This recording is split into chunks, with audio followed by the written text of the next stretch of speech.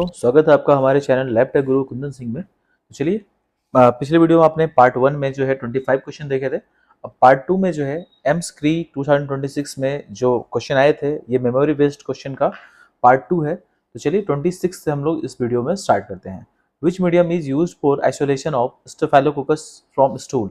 Stool में से staphylococcus को आइसोलेट करने के लिए कौन से मीडियम की रिक्वायरमेंट होगी? इसका राइट आंसर हो जाएगा मेनिटॉल सॉल्ट अगार। ठीक है, तो मेनिटॉल सॉल्ट अगार जो होता है ये एक सेलेक्टिव और डिफेंशियल मीडियम है। ये सेलेक्टिव प्लस डिफेंशियल, ठीक है, ये मीडियम है। इसका मुख्यतः जो इस्तेमाल होता है स्टेफाइलोकोकस ऑरियस को डिफरेंशिएट करने के लिए।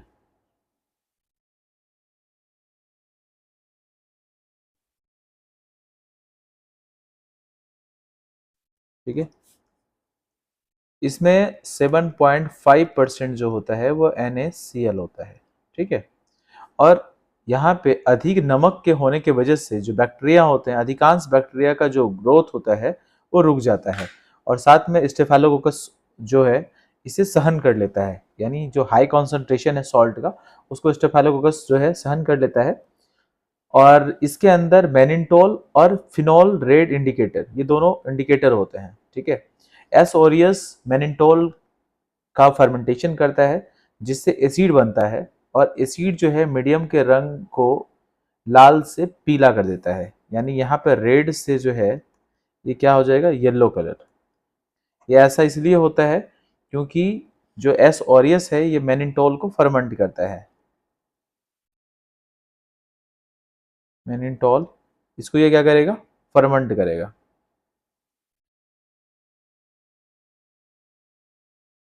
यानी मैनिटोल का फर्मेंटेशन की वजह से जो है, फर्मेंटेशन की वजह से क्या होता है, एसिड का फॉर्मेशन होता है, और जिस वजह से ये जो कलर होता है मीडियम का वो रेड से क्या हो जाएगा, येलो हो जाएगा। ठीक है, चलिए नेक्स्ट क्वेश्चन देख लेते हैं। चलिए नेक्स्ट क्वेश्चन हमारा है question number 27। Which medium is recommended for anti microbial susceptibility testing? तो एंटी माइक्रोबियल सब्स्टिट्यूटिविटी टेस्टिंग के लिए हम लोग कौन से मीडियम को रिकमेंड करते हैं? तो इसका राइट आंसर हो जाएगा ऑप्शन बी, मोलर हिंगटन अगार। ये मोलर हिंगटन अगार जो है ये हमारा एंटी माइक्रोबियल सब्स्टिट्यूटिविटी टेस्टिंग के लिए एक आइडियल मीडियम है। ठीक है, तो यहाँ पे जो है आप इसका विशेष करके इसका इस्तेमाल हम लोग Kirby Bauer disc diffusion test में करते हैं। किर्बी और डिस्क डिफ्यूजन टेस्टिंग। ठीक है, इस टेस्ट के लिए हम लोग इसका इस्तेमाल करते हैं। बाद बाकी जो ऑप्शन आपके दिए हुए हैं, ब्लड अगार के बारे में आपको पता है कि ये इनरिच्ड मीडियम है, और इसका इस्तेमाल हम लोग हेमोलाइसिस को देखने के लिए करते हैं। ठीक है, ठीक है। यदि हम चॉकलेट अगार के बारे में बात कर लेते हैं, तो ये जो फास्टिडियस बैक्टीरिया होता है उसके लिए हम लोग इसका इस्तेमाल करते हैं।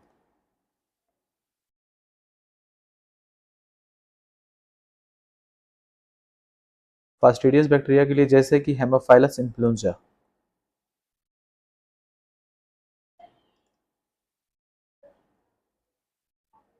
हेमोफाइलस इन्फ्लुएंजा,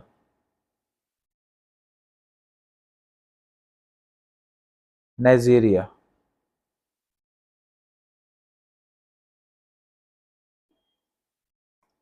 ठीक है, अब यदि हम लोग न्यूट्रिएंट अगार के बारे में बात कर लेते हैं, तो ये हमारा जनरल पर्पस मीडियम है। ये जनरल पर्पस मीडियम,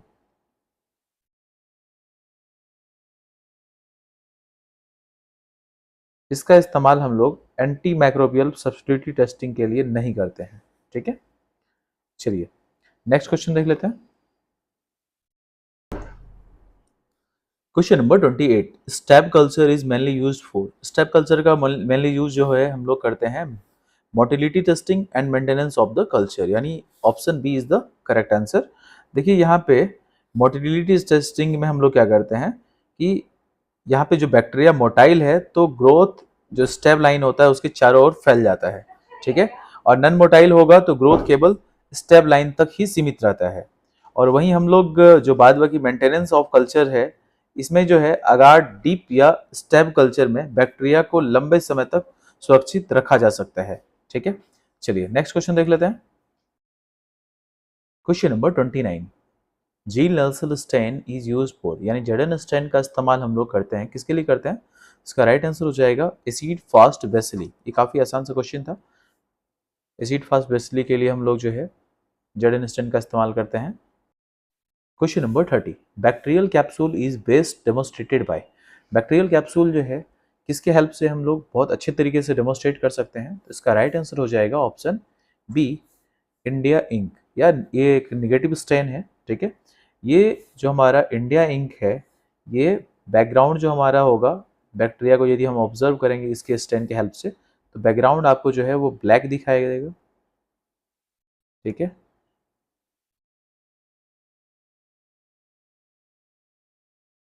और वहीं पे यदि हम लोग बैक्टीरियल सेल को देखेंगे तो ये हमको हल्का रंग दिखाई देगा, हल्का रंग का, ठीक है। और कैप्सूल को देखेंगे तो ये रंग नहीं एब्जॉर्ब करेगा, ठीक है, रंग नहीं पकड़ता।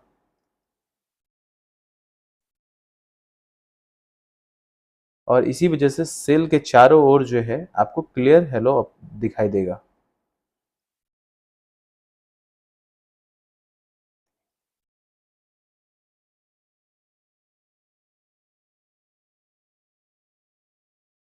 ठीक है, तो कैप्सूल के डेमोन्स्ट्रेशन के लिए जो है इंडिया इंक सबसे उपयुक्त स्टेन है। ग्राम स्टेन के बारे में हम बात करें तो ग्राम स्टेन जो है ग्राम पॉजिटिव और ग्राम नेगेटिव बैक्टीरिया को पहचानने के लिए होता है। कैप्सूल स्पष्ट रूप से नहीं दिखती, ठीक है। और जर्डन स्टेन के बारे में आपको पता है कि ये एसिड फास्ट बेसिली के लिए होता है, जैसे माइक्रोबैक्टीरियम ट्यूबरक्लोसिस, उसके पहचान के लिए। अल्बर्ट स्टेन जो है ये कॉर्नी बैक्टीरियम डिप्थीरी के लिए होता है, ठीक है। इसमें मेटाक्रोमेटिक ग्रेन्यूल्स देखने के लिए हम लोग इसका इस्तेमाल करते हैं, अल्बर्ट स्टेन का। चलिए नेक्स्ट क्वेश्चन देख लेते हैं। क्वेश्चन नंबर 31, विच हेपेटाइटिस वायरस में रिमेन्स असिम्टोमेटिक फॉर ईयर्स। अब पूछा रहा हूँ कौन सा हेपेटाइटिस वायरस है जो असिम्टोमेटिक होगा कुछ सालों तक? तो इसका राइट आंसर हो जाएगा option C, hepatitis C. Hepatitis C को हम लोग साइलेंट किलर भी बोलते हैं, साइलेंट किलर, ठीक है। ये साइलेंट किलर क्यों कहा जाता है? क्योंकि कई वर्षों तक बिना किसी लक्षण के इस शरीर में रह सकता है, ठीक है। अधिकांश लोगों को संक्रमण होने के बाद भी कई सालों तक कोई लक्षण नहीं होते। इस दौरान वायरस धीरे धीरे लीवर को नुकसान पहुंचाता रहता है और बाद में जो है chronic hepatitis, liver cirrhosis, hepatocellular carcinoma, तो इस टाइप के समस्या जो है फिर बाद में आपको उत्पन्न हो सकते हैं। इसी वजह से इसको हम लोग साइलेंट किलर कहते हैं, ठीक है। हेपेटाइटिस ए के बारे में हम बात करें तो ये हमारा फिको ओरल रूट से फैलता है और ये केवल एक्यूट इन्फेक्शन करता है, ठीक है, ये क्रॉनिक इन्फेक्शन नहीं करता। हेपेटाइटिस बी के बारे में बात करें तो ये क्रॉनिक इन्फेक्शन कर सकता है, कुछ मरीजों में बरसों तक बिना लक्षण के ये भी रह सकता है, हेपेटाइटिस बी भी, ठीक है। लेकिन हेपेटाइटिस सी सबसे अधिक बरसों तक साइलेंट या एसिम्प्टोमेटिक रहने के लिए प्रसिद्ध है। तो इसी वजह से इसका राइट आंसर क्या होगा? Hepatitis C. हेपेटाइटिस ई के बारे में बात करें तो ये एक्यूट इन्फेक्शन है, ठीक है, और क्रोनिक इन्फेक्शन समानता नहीं करता। तो चलिए नेक्स्ट क्वेश्चन देख लेते हैं हम। Question number 32, chicken pox remains infectious until, यानी चिकन पॉक्स जो है इन्फेक्शियस कब तक रहता है? तो इसका राइट आंसर हो जाएगा option C, all lesion crush over, यानी जब तक जो है सभी फोफले यानी जो वेसिकल्स होते हैं वो सूख कर उनके ऊपर पपड़ी यानी क्रश ना बन जाए, तब तक जो है ये चिकन पॉक्स जो है वो इन्फेक्शियस रहता है, ठीक है। तो इसीलिए रोगी को आइसोलेशन में तब तक रखना चाहिए जब तक सभी लीजन्स पर क्रस्ट ना बन जाए, ठीक है। चलिए नेक्स्ट क्वेश्चन देख लेते हैं। New methylene blue stain is used for, new methylene blue stand का इस्तेमाल हम लोग किसके लिए करते हैं? तो इसका राइट आंसर हो जाएगा ऑप्शन बी, रेटिकुलोसाइट काउंट, ठीक है। रेटिकुलोसाइट्स में क्या होता है? रेटिकुलोसाइट्स में जो आरएनए होता है वो राइबोन्यूक्लिक एसिड बचा रहता है और न्यू मिथिलीन ब्लू इस आरएनए को नीले रंग की जाली यानी रेटिकुलम के रूप में रंग देता है। इसलिए माइक्रोस्कोप में रेटिकुलोसाइट्स आसानी से पहचान लिए जाते हैं और उनकी रेटिकुलोसाइट्स काउंट की जाती है, ठीक है। चलिए नेक्स्ट क्वेश्चन देख लेते हैं। Question number 34, blood for PT या APTT should be collected in, यानी पीटी और एपीटीटी के लिए ब्लड जो है हम लोग किस कंटेनर में जो है हम लोग कलेक्ट करते हैं, तो ये हो जाएगा हमारा लाइट ब्लू टॉप ट्यूब, ठीक है। यानी आपको सोडियम साइट्रेट ट्यूब में जो है आपको कलेक्ट करना है, ठीक है। ये हम लोग कोगुलेशन प्रोफाइल के लिए करते हैं, यानी कोगुलेशन जांच के लिए हम लोग इसका किया जाता है ये separation light blue top tube में, ठीक है। इसमें जो है आपको परसेंटेज यदि पूछा जाए तो 3.2% जो है वो सोडियम साइट्रेट होगा, ठीक है। ये करेगा क्या, तो सोडियम साइट्रेट जो है ये कैल्शियम को बाइंड करके यानी चीलेट करता है, ठीक है, और ब्लड को क्लॉट होने से बचाता है। तो टेस्ट के समय में जो है प्रयोगशाला में दोबारा कैल्शियम इसमें मिलाया जाता है क्लॉट बनाने के लिए, ठीक है। जब हम लोग टेस्ट कर रहे होते हैं तो उसमें कैल्शियम इसमें ऐड किया जाता है क्लॉट बनाने के लिए, और फिर उस टाइम को जो है मेजर किया जाता है कि कितना टाइम लगता है क्लॉट को बनने में, ठीक है। चलिए नेक्स्ट क्वेश्चन देख लेते हैं। Question number 35, ALP is markedly elevated in. अब पूछा है ALP यानी अल्कलाइन फॉस्फेटेज, ये एलिवेट हो जाता है, कब एलिवेट होता है, तो इसका राइट आंसर हो जाएगा option B, obstructive jaundice. Obstructive jaundice के केस में जो है अल्कलाइन फॉस्फेटेज जो है एंजाइम्स ये एलिवेट हो जाता है, ठीक है। यानी इसमें ऐसा होता क्या है, तो इस कंडीशन में जब बाइल डक्ट यानी पित्त नली में रुकावट यानी ऑब्स्ट्रक्शन हो जाता है, तो ALP का निर्माण और रक्त में उसका स्तर बहुत ज़्यादा बढ़ जाता है, ठीक है। चलिए नेक्स्ट क्वेश्चन देख लेते हैं। Question number 36, FAD is drive from. FAD जो है ये किससे ड्राइव होगा, तो इसका राइट आंसर हो जाएगा ऑप्शन बी, राइबोफ्लेविन, ठीक है। FAD जो है वो क्या है, तो ये हमारा फ्लेविन एडिनाइन डाइन्यूक्लियोटाइड, ठीक है। एक ये कोएंजाइम है ये हमारा,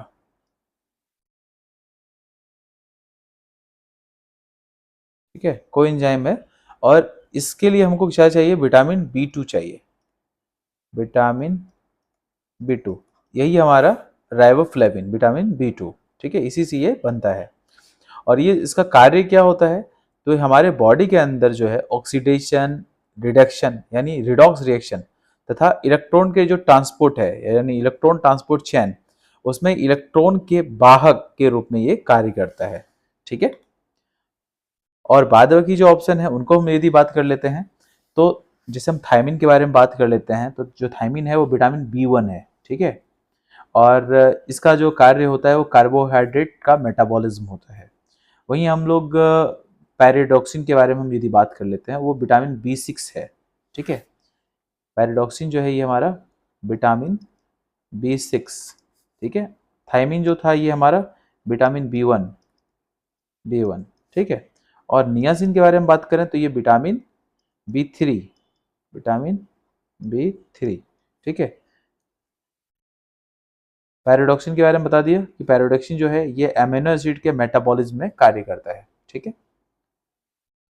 चलिए नेक्स्ट देख लेते हैं। Question number 37, which blood vessels has the list urea concentration. आपको पूछा रहा है कौन सा ब्लड वेसल्स है जिसमें कि यूरिया कॉन्सेंट्रेशन सबसे कम होता है।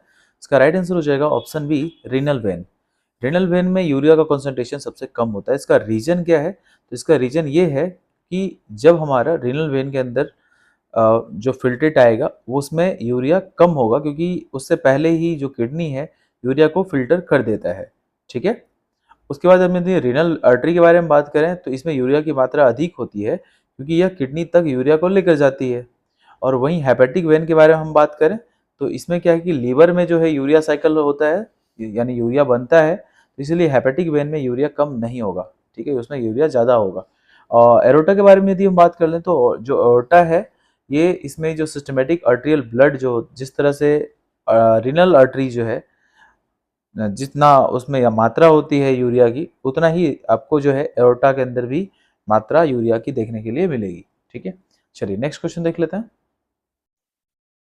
Question number 38, which of the following is not a ketone body. अब पूछा जा रहा है जो दिए गए हैं ऑप्शन, उसमें से कीटोन बॉडीज कौन सा नहीं होगा। इसका राइट आंसर हो जाएगा ऑप्शन डी, पायरुवेट। जैसे पायरुवेट के बारे में आपको पता है कि पायरुवेट जो है ये हमारा ग्लाइकोलाइसिस का अंतिम उत्पाद होता है ये, ठीक है, यानी ग्लाइकोलाइसिस में आपको ये मिलेगा। ग्लाइकोलाइसिस का अंतिम उत्पाद है ये, अंतिम उत्पाद, ठीक है, प्रोडक्ट है। और ये TCA साइकिल जो है उसमें ये भाग लेता है। और यदि हम लोग और जो ऑप्शन है उनको देख लेते हैं, तो ये हमारा फर्स्ट कीटोन बॉडीज है हमारा, ठीक है, ये कीटोन बॉडी होगा, कीटोन बॉडी है ये हमारा फर्स्ट। अब वहीं हम लोग बात कर लेते हैं बीटा हाइड्रोक्सी ब्यूटाराइट के बारे में बात कर लेते हैं। तो सबसे अधिक मात्रा में पाई जाने वाली कीटोन बॉडी रक्त में यही है, ठीक है, बीटा हाइड्रोक्सी ब्यूटाराइट, ठीक है। और फिर हमारे एसीटोन के बारे में बात कर लेते हैं। तो ये हमारे ये जो है ये अब वोलेटाइल कीटोन बॉडी बोल सकते हैं इसको, volatile ketone body, ketone body ये हमारा है एसीटोन, ठीक है। अब कई बार ऐसे भी क्वेश्चन आते हैं कि कीटोन बॉडीज हम कब देखते हैं, कब मिलता है आपको ये बनता हुआ। तो बॉडी यानी जब हम फास्टिंग में होते हैं तो जो है हमारा बॉडी कीटोन बॉडीज तैयार करेगा, ठीक है। ये बनता कहाँ है, तो लीवर में, ठीक है। लीवर में क्या होता है, तो जो फैटी एसिड का ऑक्सीडेशन होगा उसके दरमियान ये तैयार होगा। वहीं पे डायबिटीज मेलाइटिस यानी टाइप 1 के केस में भी आपको देखने के लिए मिलेगा मेलाइटस टाइप फर्स्ट, ठीक है। लो कार्बोहाइड्रेट डाइट इस केस में भी आपको ये देखने के लिए मिलेगा, हाइड्रेट डाइट।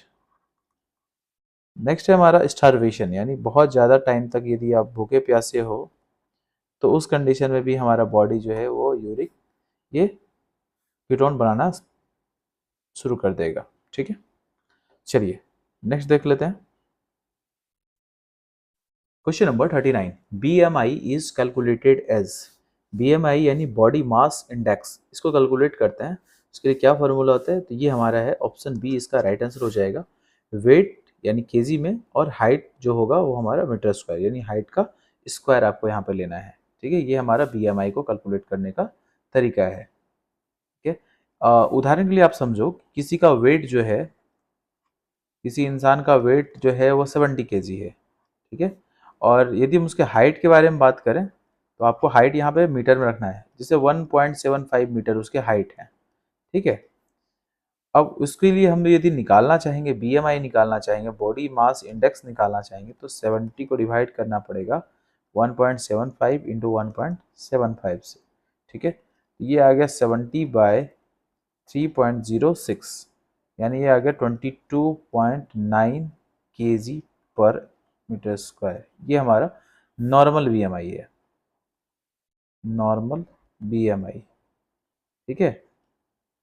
तो देखिए कुछ यहाँ पे और जानकारी वाली चीज़, जैसे यदि आपका जो है BMI 18.5 से लेस है, ठीक है, तो ये अंडर वेट है, अंडर वेट, ठीक है।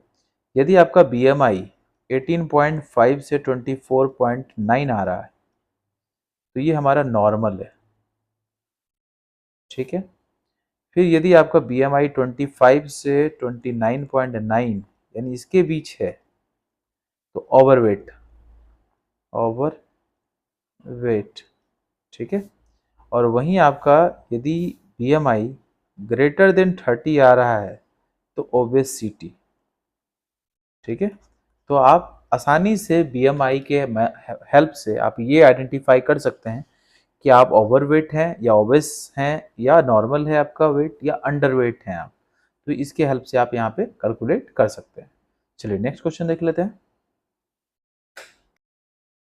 Question number 40, a commonly used protein precipitating reagent is, आप पूछा रहा है कॉमनली प्रोटीन प्रिसिपिटेटिंग रिएजेंट के लिए हम लोग किसका इस्तेमाल करते हैं। इसका right answer option B 5% TCA।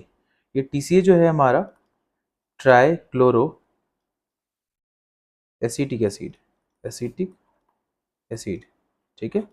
इसका इस्तेमाल हम लोग करते हैं प्रोटीन प्रिसिपिटेटिंग रिएजेंट के रूप में, ठीक है। इसका कॉमनली इस्तेमाल होता है, और ये जो है ये सॉल्यूशन में से प्रोटीन को अलग करने के लिए प्रयोगशाला में इसका इस्तेमाल होता है, ठीक है। TCA को प्रोटीन युक्त घोल में मिलाया जाता है तो यह प्रोटीन की संरचना को डीनेचर कर देता है, जिससे प्रोटीन नीचे बैठ जाता है, यानी प्रिसिपिटेट के रूप में बढ़ जाता है, ठीक है। इसका उपयोग आमतौर पर 5% से 10% यानी कॉन्सेंट्रेशन में बायोकेमिस्ट्री लैब में किया जाता है। आज की वीडियो में बस इतना ही। फिर मिलेंगे नेक्स्ट वीडियो में पार्ट थर्ड के साथ। और पार्ट थर्ड में हम लोग जो बाकी की जो क्वेश्चन हैं उनको देखेंगे। और ये काफ़ी लेंथी वीडियो हो जाता, काफ़ी बड़ा वीडियो हो जाता, उसी वजह से जो है हम लोग नेक्स्ट वीडियो में इसके आगे के क्वेश्चन को देखने वाले हैं।